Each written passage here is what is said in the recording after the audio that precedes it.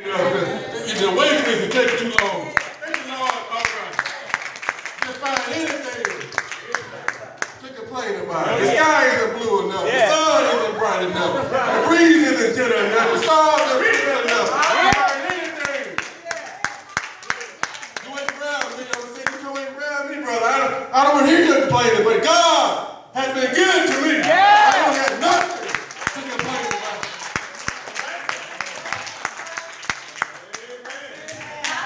But if you find yourself complaining about what you don't have and what others got, I encourage you just to take, as Pastor told us a couple of times ago, take a look back and reflect on how God has been to us down through the years. But as for me, when I think about all of God's goodness and all He has done for me, all I can do is say, Lord, I cannot repay you. But the one thing I can do is say, thank you. Thank you. Lord, as for me, I can truly say, I appreciate what you have done for me and my family.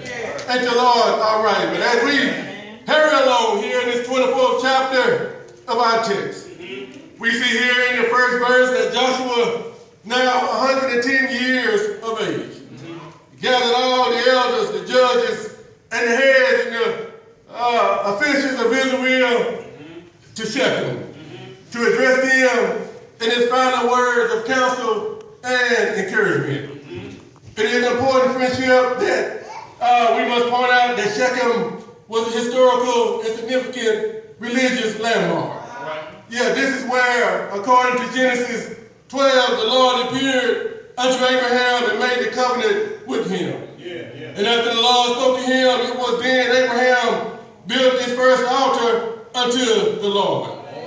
But as I found out in Old Testament times, it was customary that whenever God did a marvelous thing for his people, they commemorated the occasion by building an altar or an ark. Ain't that right? But 2015, we don't have to necessarily build an ark or an altar when God does something for you. All you have to do is give God praise. And tell somebody what great things the Lord has done in your life. But as people gather around, you can see it in your spiritual mind. Joshua began to remind the people of all of God's goodness and God's grace. He said, I like this, Pastor Bradley, don't get spiritual amnesia on me right now. Josh said, do you remember when you were in bondage and how God sent Moses to deliver you from the affliction of Pharaoh? He said, do you remember how the Egyptians pursued you and how God allowed the Red Sea to drown them, the horses and the chariots, and you passed through on dry land? Joshua said, that ain't all. Excuse my grammatical incorrectness, but Joshua said, that ain't all. But do you remember how you were in the wilderness? God gave you water to drink from the rocks, but not any water. God gave you sweet water to drink. And do you remember how you rained down bread from heaven to feed you? Joshua said the clothes on your back and the sandals on your feet didn't even wear out. Joshua said he led us with a strong arm against the Canaanites, against the Amorites and the Hittites and all of your enemies. He said God fought for us and gave us victory. In verse 13, God said, not only that, I gave unto you the land in which you didn't even work for. I gave you cities that you didn't have to build. I gave you fruits and olives you didn't even plant. In other words, God said, when you needed me, I was right there. He said, when your back was against the wall, I came through just in time. And God said, I made a way just like I said I would do. But Joshua now has chronologically and historically reminding the people how God has protected them and how God has provided for them. Joshua said, now you have a choice that you have to make. Joshua said he encouraged them to fear the Lord and serve him with sincerity and in truth. Yeah, we have to fear the Lord thy God. We're not talking about a physical fear, but we have to respect the Lord when we come into his house. Joshua had training as a young man. He was trained to fear the Lord in his statutes and in his ways. But I think about when we were coming up years ago, how we were trained by some true soldiers. We were trained by Brother Carter, Brother Farthing, and all Brother Grady Johnson, as well as Brother Dark. And we were trained to fear the Lord thy God. And they trained us up in a way that would be pleasing in his sight. But he said, put away the false gods, whom your father served on the other side of the flood, and serve the Lord. In verse 15, Joshua said, if it seems evil unto you, if it seems like that's a bad thing, if it seems displeasing unto you to serve the Lord, choose you this day whom you will serve. He said, now you have a choice you have to make. And I have provided testimonies and evidence as what choice you should make. But Joshua said, I cannot make you choose my God. All I can do is give you evidence and tell you what good things the Lord has done. But see, the thing is, when you make somebody serve the Lord, when they come into the church, when you make them come, they'll sit down and they won't do nothing on God's program. But if they come with their free heart, they will say, Pastor, what can I do to help build up the kingdom of God? Joshua said, I have laid out the case as to what choice you should make. And the Lord, all right. Joshua, with his military background, is now in an unusual predicament. And Pastor Riley, being a military veteran, he understands the dilemma Joshua was facing.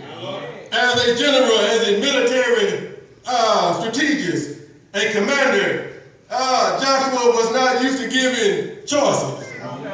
Ain't the Lord all right? Joshua used to giving commands and directives. Ain't that right, Reverend Riley? Joshua gives them now a choice. He said it's time to make up your mind today of what God you are going to serve. He said you can serve the gods of your fathers. He said you can serve the gods in Egypt whom I just delivered you from. And Joshua says you have to make a decision. And so you're ready to get out of your way. He said, choose you this day. Choose you this day as to whom you will serve. He didn't say choose tomorrow. Not next week. Not next month. Not even next year. He said, choose you this day as to whom you will serve. He said, if I were you, I would choose very carefully.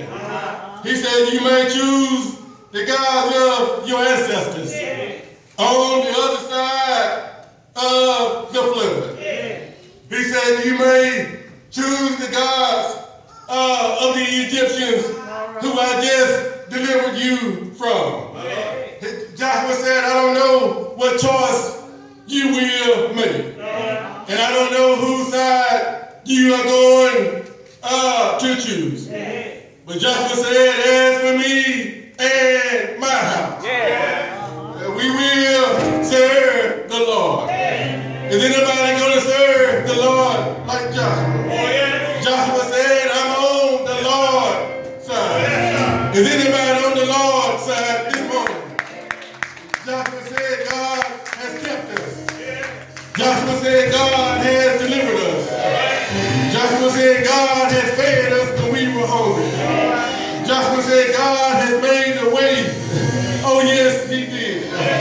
Joshua came through, said God came through just like he said he would.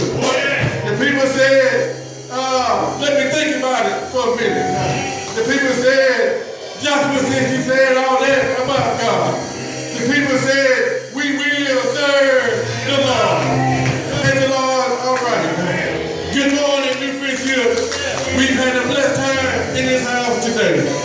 If I kept you too long, please forgive me. But ain't the Lord all right? Ain't the Lord been mighty good? Ain't the Lord all right? God bless your heart. If I had to choose again, I'd choose the Lord every time. And I recommend that you make the same decision. But why, Reverend, are you going to choose your God? Because he woke us up early this morning.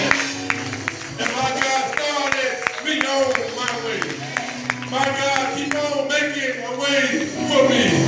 Thank the Lord, all right. Why you choose this, my God, Reverend? Because when you lost your job, didn't he make a way for you? When you didn't have food to eat, didn't he put food on your table?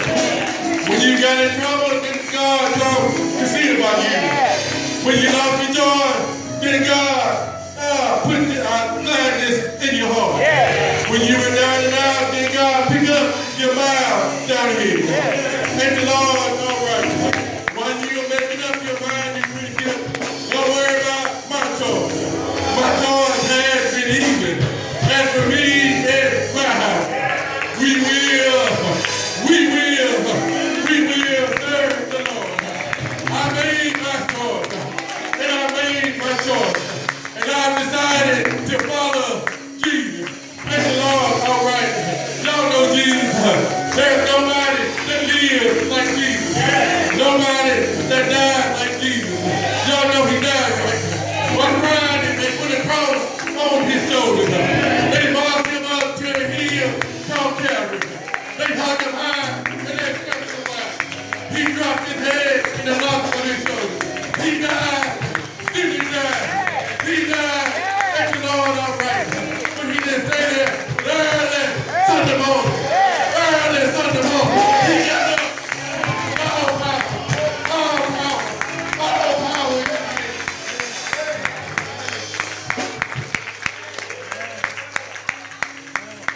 That's what said, serve the Lord. And we sang the song that I will serve the Lord all the days of my life. And I will serve him until I die. We say that I'm on the battlefield for the Lord. I'm 42 years of age. And I've been serving him for a mighty long time. And I'm going to keep on serving the Lord. And the Lord, all right. When all of my years come down to my last year, I'm going to keep on serving. When all of my months come down to my last month, I'm going to keep on serving. When all of my weeks come down to my last week, I'm going to keep on serving.